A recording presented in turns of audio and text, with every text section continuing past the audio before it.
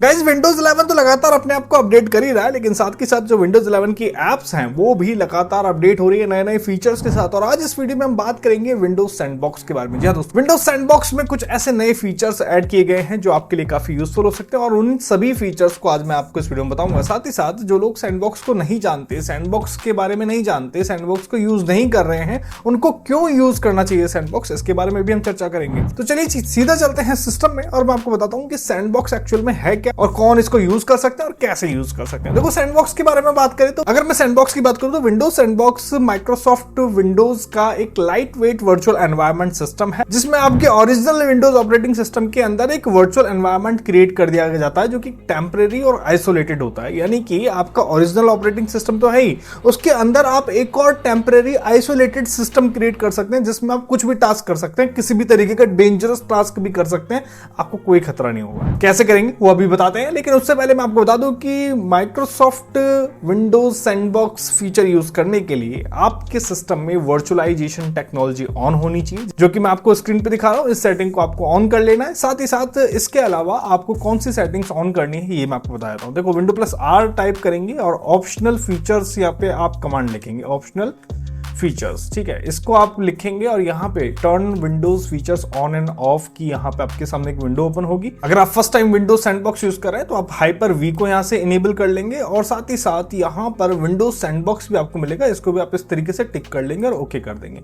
Okay करने के बाद ये जो फीचर्स आपने यहाँ से सिलेक्ट करे हैं ना, ये आपके सिस्टम में इंस्टॉल हो जाएंगे। इंटरनेट से कनेक्ट होना चाहिए आपका सिस्टम इस वक्त, ठीक है। साथ ही साथ जो मैंने आपको बायोस से बताया वर्चुअलाइजेशन टेक्नोलॉजी, वो आप ऑन कर लेंगे। तो यहाँ पे आप देख सकते हैं Windows completed the request changes और यहाँ पे रीस्टार्ट नाउ आ रहा है। रीस्टार्ट कर लेंगे और अपने सिस्टम में आप देखेंगे कि सैंडबॉक्स इंस्टॉल हो चुका है। दैट मीन कि आपने इससे पहले इंस्टॉल नहीं किया था या फिर फर्स्ट टाइम आप सैंडबॉक्स यूज करने जा रहे हैं कि सिस्टम में पहले से सैंडबॉक्स इंस्टॉल है तो आप इसको डायरेक्ट यूज कर सकते हैं। अब देखो सैंडबॉक्स आपको यूज कैसे करना है। जस्ट सर्च में जाएंगे, सैंडबॉक्स यहाँ पे आप सर्च करेंगे तो विंडोज सैंडबॉक्स यहाँ पे आपके सामने आ जाता है, ठीक है। सैंडबॉक्स के बारे में आपको बता दूं, विंडोज 10 और 11 यूजर सैंडबॉक्स का यूज ले सकते हैं, लेकिन सिर्फ और सिर्फ प्रो एडिशन वाले, एंटरप्राइज एडिशन वाले, ठीक है। होम एडिशन में आपको सैंडबॉक्स डायरेक्टली नहीं मिलता है, उसको इनडायरेक्टली आप किसी न किसी तरीके से इंस्टॉल कर सकते हैं। उसका प्रोसेस मैं आपको बाद में बताऊंगा, लेकिन अभी मैं यहाँ पे प्रो एडिशन यूज कर रहा हूं तो सैंडबॉक्स हमारे सिस्टम में बाय डिफॉल्ट हमको मिल जाता है विंडोज के फीचर के साथ। तो विंडोज सैंडबॉक्स इस तरीके से आपके सामने आ जाएगा और यहाँ पे आप देख सकते हैं ये हमारा ओरिजिनल विंडो है, ओरिजिनल ऑपरेटिंग सिस्टम आप देख रहे हैं, ठीक है। इसमें हम जो भी टास्क कर रहे हैं वो हमारे सिस्टम के रजिस्ट्री में सेव हो रहा है, उसके फुटप्रिंट सेव हो रहे हैं, हम क्या क्या कर रहे हैं। लेकिन सैंडबॉक्स के साथ क्या है, एक आइसोलेटेड सिस्टम है, आप इसमें जो भी टास्क करेंगे वो आपका सेव नहीं होता है, ठीक है। एक टेम्परेरी आइसोलेटेड सिस्टम है, एक वर्चुअल एनवायरनमेंट है, ठीक है। इस पे हम क्लिक करते हैं। क्लिक करने के बाद कुछ इस तरीके से सैंडबॉक्स आपका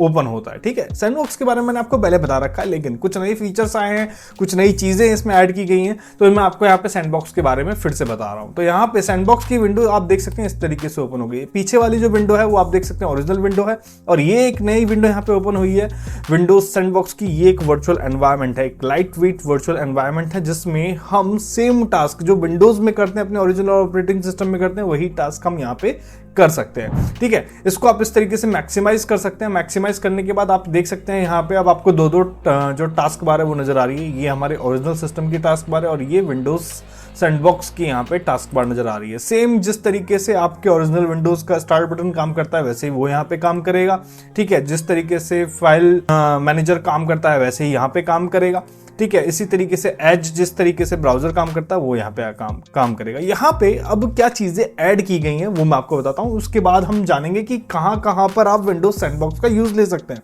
ठीक है। तो इसमें क्या नए फीचर्स ऐड किए गए सबसे पहले वो जान लेते हैं। देखिए सबसे पहले तो यहाँ पर आप देख सकते हैं एक पोर्टेबिलिटी यहाँ पे मिल गई है हमें, ठीक है। यहाँ पर अगर हम डबल क्लिक करते हैं तो ये कंप्लीट फुल स्क्रीन यहाँ पे नहीं हो रहा है। यहाँ पर हम क्लियरली डिफरेंशिएट कर पा रहे हैं कि हमारी ओरिजिनल विंडो कौन सी है और जो सैंडबॉक्स की विंडो है वो कौन सी है। अब यहाँ पर हमें ऊपर एक 3 डॉट मेन्यू यहाँ पे मिला है जो एक नया फीचर है जो कि माइक्रोसॉफ्ट ने ऐड किया है विंडोज सैंडबॉक्स में, ये पहले नहीं था, ठीक है। पहले सिर्फ आपके पास ये मिनिमाइज, मैक्सिमाइज और क्लोज के विंडो थे, लेकिन यहाँ पे आपको एक नई चीज मिली है। इस पे आप क्लिक करेंगे तो यहाँ पे कुछ ऑप्शन मिलेंगे, ठीक है। अब यहाँ पे आपको फुल स्क्रीन अलग से मिल रहा है जिसमें ये आपके ओरिजिनल विंडो को ओवरशैडो कर देगा, यानी कि उसके ऊपर आ जाएगा। आपको पता भी नहीं चलेगा कि आप ओरिजिनल पे काम कर रहे हैं या फिर सैंडबॉक्स पे। जैसे मैं फुल स्क्रीन पे काम करता हूं तो यहाँ पे आप देख सकते हैं कि पूरी की पूरी स्क्रीन इसने ढक ली है, ओके। और यहाँ पे ऊपर एक टूल बार भी आ रहा है जिसमें आप देख सकते हैं यहाँ पर अगर आप इसको अनपिन कर देंगे ना तो ये टूल बार भी यहाँ से गायब हो जाएगा जब आप अपने सैंडबॉक्स पे काम करेंगे। ठीक है। लेकिन जैसे ही आप कर्सर ऊपर लेके आएंगे तो यहाँ पे टूल बार फिर से आ जाएगा, जहां से आप अपनी विंडो को मिनिमाइज कर सकते हैं या फिर उसका साइज छोटा कर सकते हैं। ओके, चलिए वापस से फुल स्क्रीन पे चलते हैं। तो इस तरीके से यहाँ पे इस टूल बार का आप यूज ले सकते हैं। चलिए अब मैं आपको यहाँ पे बताता हूँ इसका जो अगला फीचर है वो क्या है। देखिए अगला और एक और शानदार फीचर इसमें दिया गया है। यहीं पे 3 डॉट मेन्यू पे आप क्लिक करेंगे और यहाँ पे शेयर फोल्डर का एक नया फीचर दिया गया है जो कि पहले नहीं था। शेयर फोल्डर में क्या होगा, जिस तरीके से आपने वर्चुअल बॉक्स अगर यूज करा हो तो उसमें भी फोल्डर शेयरिंग की या फिर स्पेस शेयरिंग का ऑप्शन यहाँ पे मिलता है, जिसमें आप अपने ओरिजिनल स्पेस से, यानी कि जो आपका ओरिजिनल विंडोज ऑपरेटिंग सिस्टम है वहां से कोई भी फोल्डर शेयर कर सकते हैं इसमें अपने वर्चुअल एनवायरनमेंट में, और डायरेक्ट आप उन फाइल्स को एक्सेस कर सकते हैं। जैसे शेयर फोल्डर पे हम क्लिक करते हैं तो शेयर फोल्डर में क्लिक करने के बाद ये अब मेरी ओरिजिनल विंडो का यहाँ पर जो फाइल एक्सप्लोरर है ये ओपन हुआ है। अगर सपोज मैं चाहता हूं कि जो डाउनलोड फोल्डर है ना मेरा, इसको मैं शेयर कर लेता हूं, या फिर कोई और फोल्डर जो मेरा वर्किंग फोल्डर है जहां से मुझे वर्क करना है या फिर जिनकी मुझे टेस्टिंग करनी है अपने सैंडबॉक्स में, वो मैं यहाँ पे ऐड कर सकता हूं। जैसे सपोज मैं डाउनलोड यहाँ पे सिलेक्ट करता हूं और जैसे सिलेक्ट करूंगा तो यहाँ पर आप स्क्रीन पे देखेंगे डाउनलोड फोल्डर आ गया। अब इसका जो लिंक है ना वो सीधा मेरा ओरिजिनल विंडोज से है, ठीक है। यानी कि वर्चुअल एनवायरनमेंट में मैं एक ऐसा फोल्डर मैंने शेयर कर लिया है जो मैं डायरेक्ट एक्सेस कर सकता हूं अपने सिस्टम से। जैसे ही मैं डाउनलोड फोल्डर में जाऊंगा तो यहां पे अब वो डाउनलोड फोल्डर ओपन हो गया है, ठीक है, जिसमें यानी कि वर्चुअल एनवायरनमेंट में मेरे पास पहले से कोई फाइल नहीं थी, लेकिन मैं अपने ओरिजिनल सिस्टम से उन फाइल्स को एक्सेस कर सकता हूं।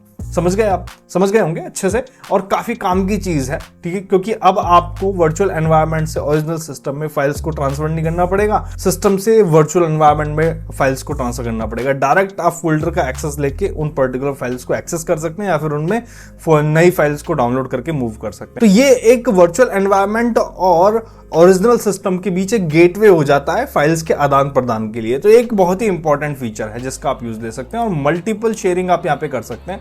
और फोल्डर आपको शेयर करना है, सपोज अगर मुझे डी ड्राइव यहाँ पे शेयर करनी है तो मैं सिलेक्ट यहाँ पे कर देता हूँ, तो डी ड्राइव यहाँ पे सिलेक्ट होकर आ जाएगी, ठीक है। तो यहाँ पे आप देख सकते हो डी ड्राइव का जो डेटा है वो सिलेक्ट होकर आ गया है यहाँ पे। तो यहाँ पे इस फीचर की हेल्प से, जिसका नाम है शेयर फोल्डर, मैं अपने वर्चुअल एनवायरनमेंट से ओरिजिनल सिस्टम के डेटा को एक्सेस कर सकता हूँ। अब देखो इसमें एक और अगला फीचर मिल जाता है मुझे, क्लिपबोर्ड रीडायरेक्शन का। क्लिपबोर्ड मतलब कॉपी पेस्ट, चाहे वो फाइल हो चाहे वो टेक्स्ट हो, किसी भी तरीके का जो भी आप डेटा कॉपी करते हैं तो वो क्लिपबोर्ड में जाके स्टोर हो जाता है, और फिर आपको जब पेस्ट करना होता है तो वो क्लिपबोर्ड से ही उसको उठाता है। तो क्लिपबोर्ड ये फीचर का काम करता है। जब रीडायरेक्शन की बात आती है तो ये रीडायरेक्शन मतलब एक गेटवे की तरह ही यहाँ पे काम करेगा। ओरिजिनल विंडोज से आप वर्चुअल एनवायरनमेंट में कॉपी पेस्ट कर सकते हैं और वर्चुअल एनवायरनमेंट से कॉपी करके आप ओरिजिनल विंडो में पेस्ट कर सकते हैं, अगर ये फीचर आपका ऑन है तो, ठीक है। तो यहाँ पे ऑन एंड ऑफ की सुविधा दी गई है। अगर आप इसको ऑन रखते हैं तो कंप्लीटली आपका जो कन्वर्सेशन है ओरिजिनल विंडो से लेके वर्चुअल एनवायरनमेंट में हो सकता है, लेकिन अगर आप इसको ऑफ कर दोगे तो नहीं होगा।